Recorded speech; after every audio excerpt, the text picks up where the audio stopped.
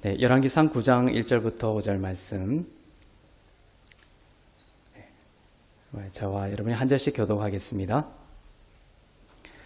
솔로몬이 여호와의 성전과 왕궁 건축하기를 마침에 자기가 이루기를 원하던 모든 것을 마친 때에 여호와께서 전에 기브온에서 나타나신 같이 다시 솔로몬에게 나타나사 여호와께서 그에게 이르시되 내 기도와 내가 내 앞에서 간구한 바를 내가 들었은즉 나는 내가 건축한 이 성전을 거룩하게 구별하여 내 이름을 영원히 그곳에 두며 내 눈길과 내 마음이 항상 거기에 있으리니 내가 만일 내 아버지 다윗이 행함같이 마음을 온전히 하고 바르게 하여 내 앞에서 행하며 내가 내게 명령한 대로 온갖 일에 순종하여 내 법도와 율례를 지키면 함께 읽겠습니다. 내가 내 아버지 다윗에게 말하기를 이스라엘의 왕위에 오를 사람이 내게서 끊어지지 아니하리라 한 대로 내 이스라엘의 왕위를 영원히 경고하게 하려니와. 아멘. 네, 하나님께서 솔로몬에게 오늘 다시 나타나셔서 말씀하고 계십니다. 이 시점이 어떤 시점이냐? 하나님이 오늘 본문에서 나타나신 이 시점은 때는 솔로몬이 여호와의 성전과 왕궁 건축하기를 마친 시점입니다. 솔로몬이 성전과 왕궁을 아주 긴 시간 동안 건축했습니다. 한 19년, 20년 가까이 지었습니다. 그런데 성전만 지은 것이 아니라 또 자기의 왕궁만 지은 것이 아니라 솔로몬에게 많은 후궁이 있었고 첩이 있었죠. 그들의 왕궁까지 다 짓게 되었고 그 시간들을 다 이제 합친 시간입니다. 오늘 성경이 이렇게 시작하고 있습니다. 성전과 왕궁 건축하기를 마친 때에 이렇게 되어 있죠. 이것은 지금 이 시간이 솔로몬에게는 위기의 순간이기도 했기 때문입니다. 솔로몬의 위기는 무엇이냐면 처음에는 좋았어요. 하지만 20년 동안 이제 성전을 짓고 또 자기의 왕궁을 짓고 이제 자기가 거느리던 후궁들의 왕궁까지 집까지 이렇게 다 지으면서 마음을 거기다가 쏟기 시작했습니다. 그러면서 솔로몬의 마음은 조금씩 미묘하게 하나님으로부터 멀어진 것입니다. 감사한 것은 지금 이때 하나님께서 솔로몬을 찾아오셔서 솔로몬의 신앙을 다시금 본질로 되돌리고 있다는 것입니다. 2절에 보면 이렇게 기록이 되어 있습니다. 이전에 기브온에서 나타나셨던 것처럼 나타나셨다 이렇게 되어 있죠.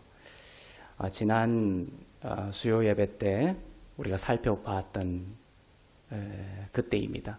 기브온에서 나타나셨을 때 열왕기상 3장에서 하나님은 솔로몬에게 나타나셔서 나라를 다스릴 지혜의 방법을 가르쳐 주셨죠. 거기가 바로 기브온이었고 그 기브온에서 나타나셨습니다. 그때는 왕으로 등극하여 갓 나라를 다스리기 시작할 때였습니다. 나라를 한 번도 다스린 적이 없는 솔로몬에게 이제 나라를 다스리는 그 시점에서 얼마나 지혜가 필요했고 솔로몬은 하나님을 의지했을까요? 나의 힘으로 이 나라를 다스리기에 불가능하다는 것을 솔로몬도 알고 있었고 하나님도 알고 계셨습니다. 그래서 그때 하나님은 솔로몬에게 기브온에서 나타나셨고 그때 가르쳐 주신 것이 무엇입니까? 그래, 너가 이 나라를 다스리고 또 왕으로서 통치하는 데 필요한 모든 지혜를 어떻게 얻게 될 것이다? 언약궤 앞에 머무는 것을 통하여 언약궤를 듣는 것으로 너는 지혜를 얻고 다스리게 될 것이다. 솔로몬 자신의 지혜로 다스리지 말라는 것이죠. 언약궤 예수 그리스도가 주시는 지혜로 이 나라를 다스리라. 이것이 솔로몬의 그 다스림의 초기에 주셨던 나타나셔서 주셨던 말씀입니다. 그때 언약궤가 뭐라고 했습니까? 바로 예수 그리스도의 십자가의 공로와 사랑입니다. 복음입니다. 그 언약궤 위에 짐승의 피가 뿌려지기 때문에 이 언약궤는 그 짐승의 피는 뿌려지시는 예수 그리스도의 십자가의 희생을 상징하였죠. 하나님의 아들의 그 죽기까지 보여주신 희생을 바라보면서 솔로몬은 하나님의 사랑을 믿었고 나의 힘과 능력으로 사는 것이 아니라 통치하는 것이 아니라 예수님이 하신 일을 의지하여 예수님의 그 피 뿌려짐은 어떤 것을 열매 맺냐면 성령의 내주하심과 성령의 지혜와 권세의 부어주심을 내포하고 있는 것입니다. 언약궤 위에 피가 뿌려졌다. 언약궤 앞에서 우리가 듣는다라는 것은 놀라운 하나님의 약속을 같이 포함하고 있다. 뭐냐면 예수의 피를 통하여 성령께서 이제 오셔서 솔로몬에게 지혜를 주시고 능력을 주시고 인도해 가신다는 것이죠. 예수 그리스도 앞에 언약궤 앞에 듣는 것은 이렇게 중요합니다. 이렇게 통치 초기에 이렇게 나타나신 하나님은 오늘 본문처럼 성전과 왕궁을 건축하기를 다 마친 후에 다시 나타나셨습니다. 왜 그렇다고 했죠? 20년이라는 긴 세월 동안 솔로몬은 조금씩 그 왕궁이 눈앞에 상상 속에 있던 설계도에 있던 그 왕궁과 성전이 솔로몬의 눈앞에 하나하나씩 이제 세워지기 시작했어요. 그리고 자신의 통치 아래 그 왕궁과 성전을 지으려면 얼마나 많은 사람들이 동원돼야 되겠습니까? 그것은 힘이죠. 자기의 말에 많은 사람들이 동원되어서 움직이고 또 그 설계도대로 화려한 성전과 왕궁들이 하나하나씩 건축되고 자기의 후궁들의 성전까지 왕궁까지 하나씩 건설되는 것들을 눈으로 보면서 솔로몬은 어떻게 됐습니까? 서서히 하나님으로부터 멀어져서 나의 힘, 난 대단한 사람이야. 이것입니다. 이 시점에 오늘 하나님이 기브온에서 나타나셨던 것처럼 나타나신 것입니다. 우리는 넘어졌을 때도 참 위험한 것이지만 모든 것이 내 뜻대로 오늘 보면 너가 원하던 대로 다 지어진 이렇게 돼 있죠. 모든 것이 이렇게 다 잘 되고 모든 것이 참 잘 흘러갈 때 이때가 또한 가장 사단이 우리를 넘어뜨리기 쉬운 때이며 또한 우리가 하나님을 미묘하게 교묘하게 멀리하고 나의 힘을 의지할 수 있는 때입니다. 이때 뭔가 유혹이 들어오고 내 자아를 건드리거나 그 다음에 내 자아를 조금 더 높이게 만드는 이러한 유혹들이 들어오면 그냥 넘어지게 되는 거예요. 하나님 없이도 나는 강할 수 있어 라는 생각입니다. 하나님 없이도 나는 살 수 있어 라는 교만한 마음이 슬금슬금 솔로몬에게 스며들고 있었습니다. 그러나 이때가 바로 솔로몬에게 뿐만 아니라 모든 믿음의 사람들에게 가장 위험한 순간이자 가장 하나님이 필요할 때라는 것이죠. 열왕기상 3장 그리고 지금 열왕기상 9장 이것은 무엇입니까? 가장 낮을 때 또 가장 높아졌을 때 가장 낮은 곳에서도 우리는 비굴해지지 않는 신앙을 원하십니다. 왜냐하면 가장 낮은 곳에서도 예수님이 우리와 함께 하시기 때문에 우리는 낙심하지 않고 또 비굴해질 필요가 없습니다. 예수님이 우리의 힘이시고 지혜이시기 때문이죠. 언약궤 앞에 서면 됩니다. 또한 오늘 본문처럼 가장 높은 곳에서도 하나님은 우리가 교만해지지 않는 신앙을 원합니다. 우리를 사랑하기 때문에 그렇죠. 우리가 하나님보다 높아지기 시작하면 우리가 넘어지게 되고 그것이 우리에게 상처와 아픔과 또한 패배를 줄 수 있기 때문에 하나님은 우리를 너무나 사랑하기 때문에 찾아오시는 것이죠. 나를 다시금 찾으라. 나에게서 멀어지지 말라는 것이죠. 가장 높은 곳에서도 우리는 교만해지지 않는 신앙을 원하십니다. 예수님이 다 하셨고 그렇죠? 우리가 높아진다는 것은 예수님이 다 하신 것이 아니야 이런 마음이 올라오는 것이죠. 그것이 아니라 가장 높은 곳에서도 우리는 고백할 수 있어야 됩니다. 이 모든 것이 하나님이 하셨고 또한 모든 것이 하나님의 은혜이기 때문입니다. 솔로몬이 자기의 의로 높아지려고 할 때 하나님은 이전에 기브온에서 찾아오셨던 것처럼 오늘 솔로몬에게 나타나셔서 똑같은 말씀을 사실상 실질적으로 하고 계신 것이에요. 그것은 뭐냐면 예수 그리스도 안에 거하라는 것입니다. 예수 그리스도의 복음에 순종하라는 것입니다. 그 열왕기상 3장에서 언약궤 앞에 솔로몬을 이끌었던 것은 뭐냐면 언약궤가 복음이죠. 예수님이죠. 그 복음 앞에서 복음에 순종하라는 것입니다. 오늘도 똑같은 말씀이에요. 사실상은 복음에 순종하라는 것입니다. 하나님은 이렇게 말씀하십니다. 4절에 보면 너가 만일 내 아버지 다윗이 행함같이 마음을 온전히 하고 바르게 하여 내 앞에서 행하며 내가 너에게 명령한 대로 온갖 일에 순종하여 내 법도와 율례를 지키면 너의 왕위가 끊어지지 않고 견고하게 하리라. 이렇게 말씀하십니다. 자, 그렇지 아니하면 여기 if절이에요. 히브리어로 if절이 등장합니다. 너가 만일 이렇게 하는 거. 조건절이 있고 그 다음에 주절이 있는 것이죠. 자, 그렇지 않으면 이 조건절이 만족되지 아니하면 어떻게 되는 거예요? 왕위가 끊어질 것이다라는 것입니다. 조건절이 붙어 있습니다. 조건절을 누가 온전히 지켜내야 합니까? 지금 솔로몬이 다 지켜내야 하는 구조입니다. 이것이 뭡니까? 율법입니다. 율법은 축복의 기초를 누구에게 둡니까? 사람에게 둡니다. 솔로몬이 온갖 일에 순종하고 법도와 율례를 지켜야지만 왕위가 끊어지지 않을 것이라는 축복을 받는 것이죠.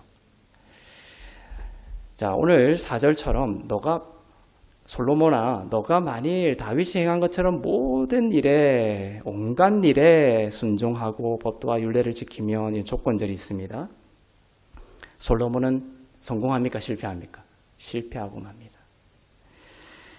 아니, 실패할 수밖에 없는 인간의 모습을 그대로 우리에게 보여줍니다. 솔로몬도 실패했다라는 것은 무엇을 말해줍니까? 우리에게. 솔로몬은 지혜서를 쓴 사람입니다. 그런데도 실패해버렸어요.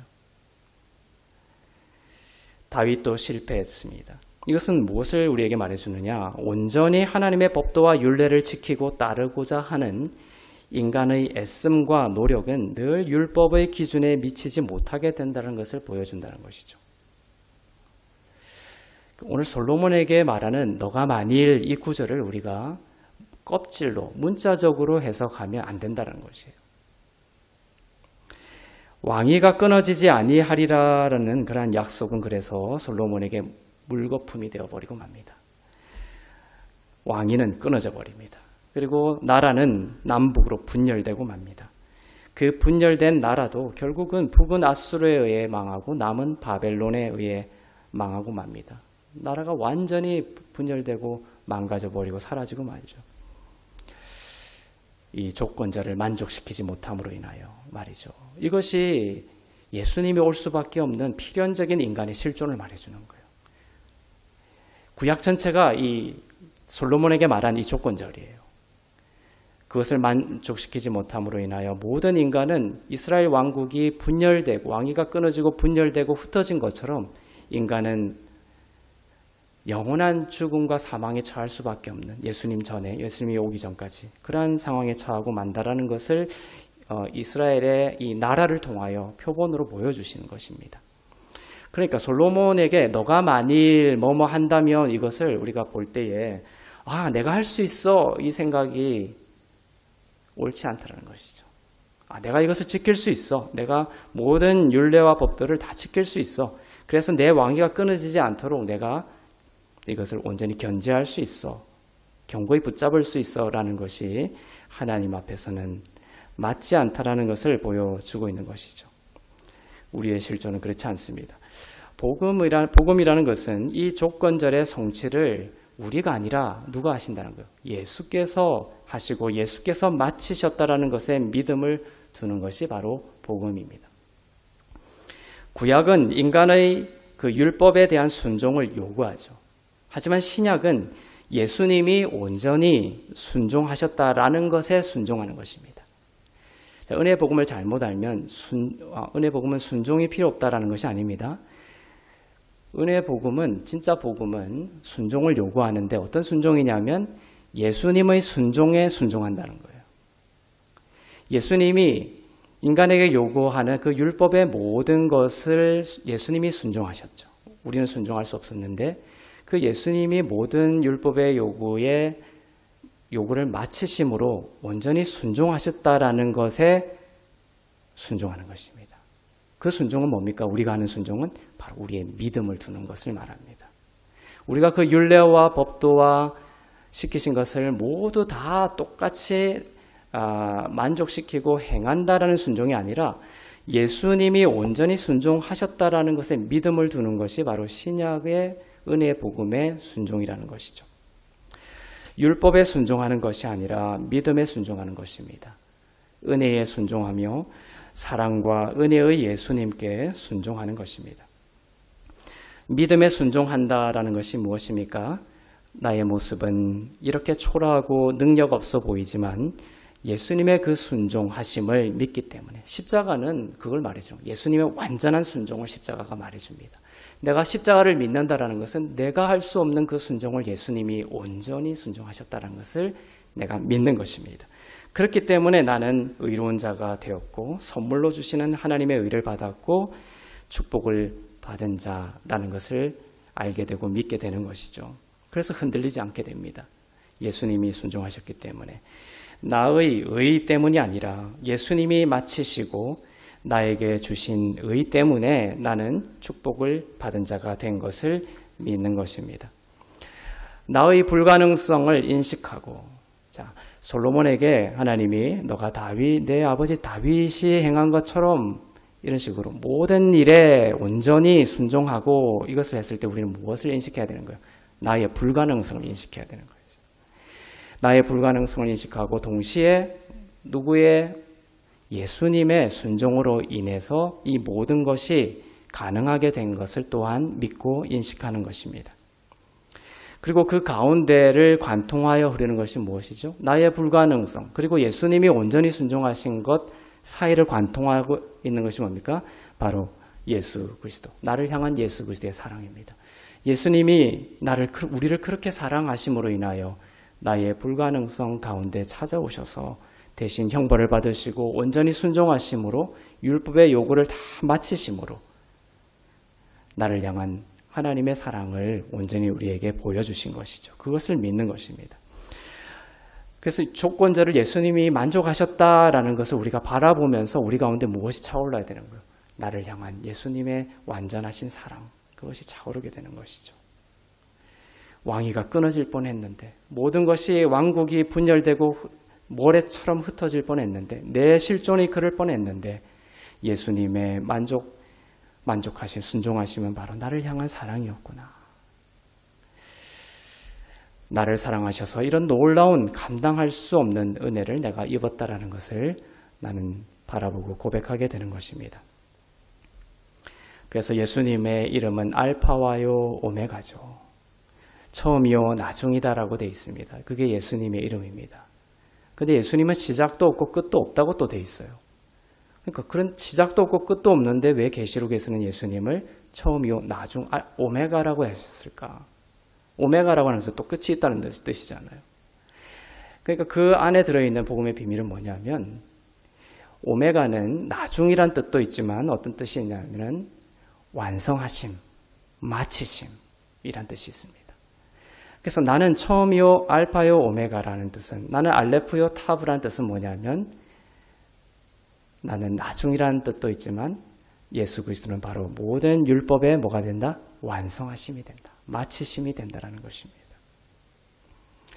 이 은혜를 믿고 알게 되면서 우리 안에는 예수님을 향한 사랑이 자라게 됩니다. 이렇게 불가능한 나를 위해 예수께서 완성하심으로 나에게 하나님의 의를, 모든 죄를 용서하시고 하나님의 의를 선물로 주셨다는 것을 알게 되면서 후속적으로 따라오는 것은 바로 예수님을 향한 사랑이 내 안에 차오르게 됩니다. 이 사랑으로 하나님의 일을 하기를 원하시는 거예요. 그래서 구약과 달리 사랑이 차고 넘쳐서 우리는 예수님을 따라가고, 예수님을 따라라 이러한 계명과 율례 때문에 따르는 것이 아니라 바로 지금과 같은 불가능한 구약을 우리에게는 불가능한 있지만 예수께서 오셔서 모든 것을 순종하시고 우리에게 의를 주셨다라는 그것을 관통하는 예수님의 사랑을 알게 되면서 내 안에 차오른 그 사랑으로 우리는 예수님을 따라가게 되는 것이죠. 그렇게 따라오는 것을 주님은 원하시는 것입니다. 채찍을 들고 나를 따라와. 그렇지 않으면 너는 크리스찬이 아니야. 이렇게 따라오는 것을 원하는 것이 아니죠. 하나님의 음성을 청종하는 구약과 다른 형태의 신앙을 갖게 되는 것이죠. 예수님의 사랑, 그 사랑 때문에 주님 앞에 가까이 가서 주의 음성을 듣는, 청종하는 그러한 신약의 시대를, 신약의 신앙을 우리는 갖게 된 것입니다. 오늘 본문 말씀의 조건절을 보면서 그 껍질을, if로 시작되는 이 조건절, 이 구절을, 그 껍질을 나의 힘으로 순종하려고 하는 유혹을 우리들은 느끼게 될 것이에요. 그러나 사랑하는 성도 여러분, 복음에 순종하는 인생이 되기를 바랍니다. 이제 복음에 순종한다는 말의 의미를 알겠죠. 너무나 자유로운 말이에요, 이것은. 복음에 순종하라는 말은. 제가 예전에는 이 복음에 순종한다는 말이 너무나 무거운 짐이었어요. 구약의 그 if로 나오는 구약의 모든 율법을 내가 또 다 지켜야 되는 순종이구나, 이렇게 알았던 거죠. 그것이 아니라 내가 복음에 대해서 눈을 뜨고 나서 이제 너희는 복음에 순종하라는 말의 의미가 예수님의 순종에 믿음을 두라는 뜻임을 알게 된 것이죠. 예수님이 다 이루셨기 때문에 그 이루심으로 나에게 하나님의 선물로서의 의가 주어졌구나. 나는 내 공로 아무것도 없지만 주님이 하신 일로 인하여 나는 축복의 자녀가 되었구나. 나를 향한 하늘의 문이 열렸구나. 누구 때문에? 예수님 때문에. 이것이 바로 복음에 순종한다라는 의미입니다. 조건절의 늪에서 나를 구원하신 예수님의 사랑으로 인해 내가 내 힘이 아닌 이제 성령의 능력으로 더욱 주님을 사랑하고 따르기를 원합니다. 라는 복음에 순종하는 인생이 되기를 바랍니다. 이제 구약의 순종과 이 신약의 순종이 어떻게 다른지를 아시겠죠? 구약의 순종은 인간의 힘으로 율법과 계명을 지켜야 한다라는 순종임에 반해 신약의 순종은 예수님의 순종에 순종하는 것입니다. 그게 순종하지 않고 또다시 나의 힘으로 그 조건자를 지키려고 애쓰고 노력하는 것이 불순종인 것이에요. 그런데 수많은 사람들이 순종인 것처럼 이게 순종이구나 하지만 결국은 불순종의 삶을 살아가고 있는 것이죠. 염치불구하고 예수님이 그 순종으로 모든 것을 마치셨다라는 것을 믿음으로 순종하는 것에서 주를 향한 진실한 사랑의 순종들이 열매 맺게 되는 것입니다. 내가 나로서는 불가능한 그것에 주님이 온전히 순종하셨다는 것을 내가 바라볼 때 나에게 사랑이 넘치고 내가 진짜 주님을 정말 사랑의 인격체로서 바라보고 그분을 진실되게 사랑하는 주님을 따라가는 그 사랑이 나에게서 열매 맺게 된다는 것이죠. 그리고 그 믿음 위에 하나님의 축복이 흘러오게 됩니다. 자, 그래서 구약은 계속해서 끝없이 이 if 조건자를 내세우며 우리에게 인간의 순종을 요구했지만 실패했고 지금 구약에서 가장 위대한 인물 다윗, 솔로몬도 다 실패했어요. 그리고 왕위가 끊어지지 않을 것이다 했는데 결국 왕위가 끊어져 버렸습니다. 구약은 인간에게 중심을 둠으로 왕위가 끊어졌지만 신약은 예수님의 순종에 중심을 뒀기 때문에 예수님은 끊어지지 않는 우리의 영원한 왕이 되셨고 우리도 왕같은 제사장으로서 우리가 왕같은 제사장이 됐다는 이 신분이 이제 끊어져요, 안 끊어져요? 끊어지지 않는다는 것입니다. 솔로몬에게 다윗에게와 같은 그런 분열 왕국의 일이 우리에게는 더 이상 일어나지 않는다는 것이죠. 이제 우리의 영원한 왕이 되셨고 우리도 끊어지지 않는 왕같은 제사장으로서 주님과 함께 이 땅을 성령의 능력으로 통치하는 자가 된 것입니다. 그리고 끊어지지 않고 마르지 않는 영원히 이런 말을 쓰죠. 영원히 솟아나는 샘물, 끊어지는 샘물이 아니라 영원히 솟아나는 샘물이신 성령을 우리에게 부어주셨습니다. 그래서 솔로몬이 열왕기상 3장에서 언약궤 앞에 서서 예수의 피를 바라보고 성령의 임하심을 경험했지만 솔로몬에게 임했던 성령은 늘 왔다가 떠나고 하는 성령이었어요. 부어졌다가 마르는 성령이었습니다. 부어졌다가 마르는 성령이었어요. 그러나 이제 예수 그리스도의 순종으로 말미암아 그것을 믿는 그 복음에 순종하는 우리들에게는 영원히 마르지 않는, 왜냐하면 성령께서 우리에게 임재하시고 내주하시고 영원히 떠나지 않고 영원히 솟아나는 샘물이신 성령을 우리에게 부어주셔서 능력과 지혜를, 나의 공로가 아니라 예수님 때문입니다 라는 고백으로 나가는 모든 성도들에게 아낌없이 하나님의 지혜와 성령의 능력을 부어주실 것입니다. 우리의 조건절적인 어떠함 때문이 아니라 바로 예수님의 완성된 공로에 대한 믿음 때문이라는 것을 잊지 마시길 바랍니다. 솔로몬의 그 신앙의 위기 가운데 하나님이 나타나셨지만, 그렇죠? 솔로몬이 점점 높아지면서 그 신앙의 위기 최고조에서 하나님께서 나타나셨지만 그게 은혜고 사랑이죠. 사실 우리들은 모든 순간 말씀에서 멀어지지 않기를 하나님은 바라시고 계십니다. 모든 순간 복음에 순종하기를 바랍니다. 아침에 일어날 때도 오늘 하루의 모든 것이 예수님 때문에 잘 형통할 것입니다.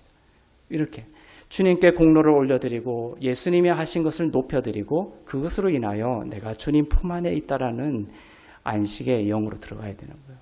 그것이 아니라 또다시 내가 이 조건절을 만족시키는 하루를 살아야지 이렇게 불순종으로 들어가게 되면 아침부터 나는 온갖 스트레스에 사로잡히게 되고 주님의 인도하심을 따라 분별하여 걸어가는 길에서 벗어나게 되는 거예요.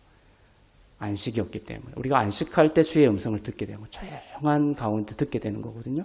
나의 영혼이 안식하고 내려놓게 되고 평안한 가운데 머물게 됩니다. 그러면 주의 음성이 들리게 되는 거예요.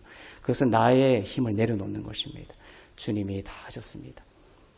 나는 오늘 하루를 이제 시작하지만 이미 나를 위한 하나님의 모든 선물과 하나님의 축복은 이미 나에게 다 주어졌습니다. 이제 안식할 때 그것이 안식할수록 나에게 흘러오는 거예요.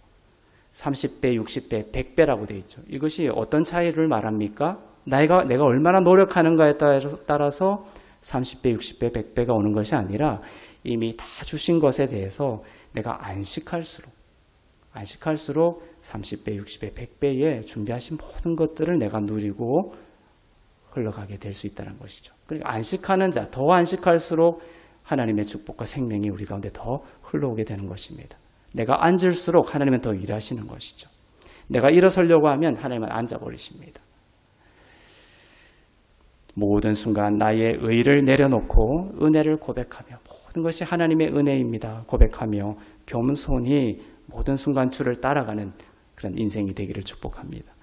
우리를 위해 모든 것을 다 마치신 예수 그리스도의 말할 수 없는 사랑을 깊이 묵상하고 그 사랑으로 여러분 어떤 어려움과 또 어떠한 억울함과 어떠한 시련 가운데 있을지라도 이러한 예수 그리스도의 말할 수 없는 여러분을 향한 사랑과 은혜와 대신하심, 마치심을 기억하며 그 모든 시련을 담대히 거뜬히 사망의 음침한 골짜기를 주와 함께 거뜬히 통과하고 이겨나가는 승리하는 여러분 되시기를 주님의 이름으로 축복합니다.